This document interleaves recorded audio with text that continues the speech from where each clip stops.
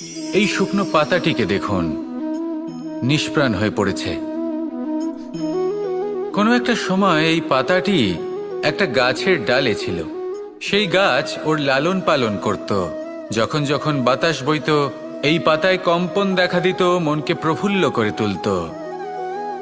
কোনো একদিন এই পাতা গাছের ডাল থেকে ঝরে পড়ে গেল। নিঃসন্দেহে ও নিজের স্বাধীনতা পেল, কিন্তু আস্তে আস্তে শুকিয়ে গেল, নিষ্প্রাণ হয়ে গেল।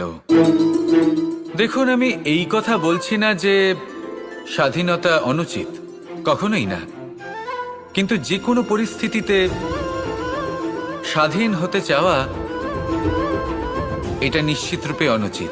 আমরা যদি আমাদের জীবনে পরিবারের গুরুত্ব ভেবে দেখি, তাহলে এই পরিবারে যতই মতভেদ থাকুক না কেন, যতই মনোমালিন্য থাকুক না কেন, যতই বিবাদ থাকুক না কেন, এই সব মিটিয়ে নেওয়া অত্যন্ত প্রয়োজনীয়।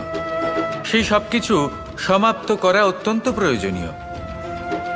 কখনো এই পরিবারকে ভাঙতে দেবেন না, কখনো এই পরিবার থেকে দূরে চলে যাবেন না। এই পরিবার হলো আমাদের জীবনের একটা অমূল্য সম্পদ, অমূল্য এক আশ্রয়, যা এই সংসারে হয়তো কোথাও আপনি পাবেন না।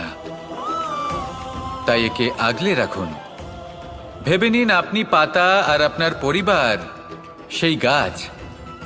আসুন আমার সাথে ভালোবেসে বলুন, রাধা রাধা।